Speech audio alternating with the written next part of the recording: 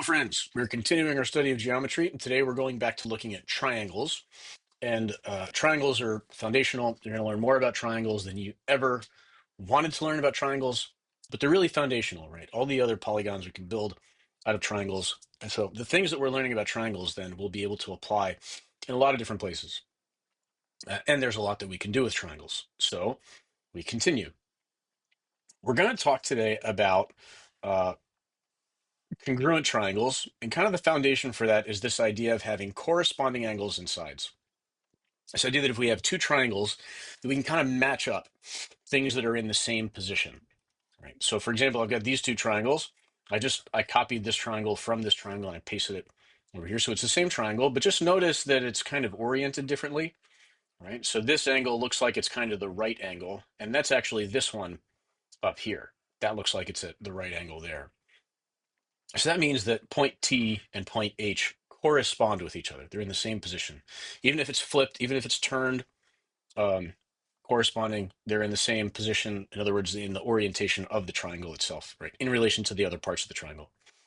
The short leg, you could say, ends here, right? Starting at T, point A. So then you also have M, right? M is at the corner of like the short leg and the hypotenuse. Same thing for A here. So M and A are um, corresponding angles, and then E and I are corresponding as well. So that means the angles are corresponding. The same would be true for the sides then. That means that side HM, so that's this side here, right? Kind of the short leg, corresponds with side TA, which is the short leg on that triangle. HE and TI, that's those are corresponding. And then ME and AI. So ME and AI are sort of like the hypotenuse here. Right? They're not always going to be right triangles. It could be any kind. But the idea is that if they're the same triangle, if they're just copies of one another, if they're congruent, then that means we should be able to match up the sides. And that gives us this idea of congruent triangles. We know what congruent means, same shape, same size. And so if we have congruent triangles, that means that these are triangles that have congruent corresponding parts. It's the definition, right? So if the corresponding parts are congruent, then that means that it's the triangles are congruent. If the triangles are congruent, we know then that they have congruent corresponding parts. When we name the triangles, if we're going to name the triangles as being congruent, that this triangle is congruent to that triangle, then the corresponding parts have to match up. The order matters that you report the points. Could be, MHE, so you got to get M, whatever corresponds with M, that's A. H, whatever corresponds with H is T. Whatever corresponds with E, that's I. Okay, and if you change the order of this, you have to change the order of this so that it matches. Someone should be able to tell you which angles are congruent just by looking at what's written here, the way that the triangle congruence is stated. Okay, now how do we know that triangles are congruent? Well, we start off with this postulate. It's called the side congruence postulate. Again, we're lazy. And so we write SSS congruence postulate, and then even lazier would be the SSS congruence postulate. That's like the real shortcut for saying this. But here's the idea. If you've got three sides of one triangle that are congruent to three sides of another triangle, that means that those two triangles are congruent. So it looks like this.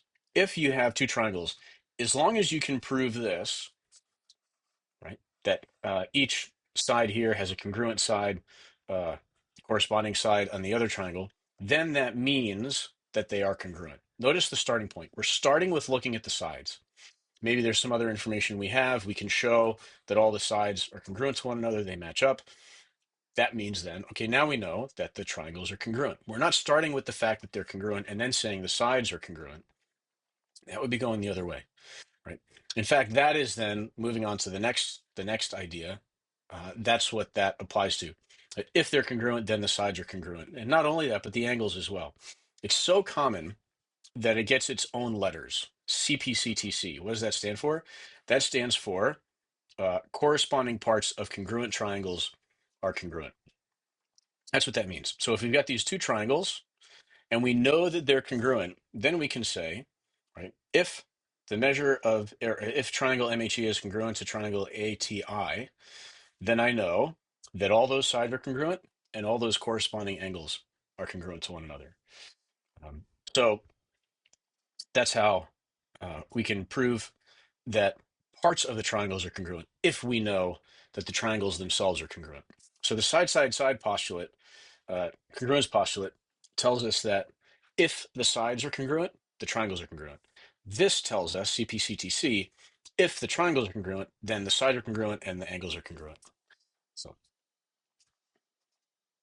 we're going to see other ways also of proving that triangles are congruent. The side-side-side congruence postulate is only the first of these that we're going to learn. So thanks for watching. Don't forget to like and subscribe and share.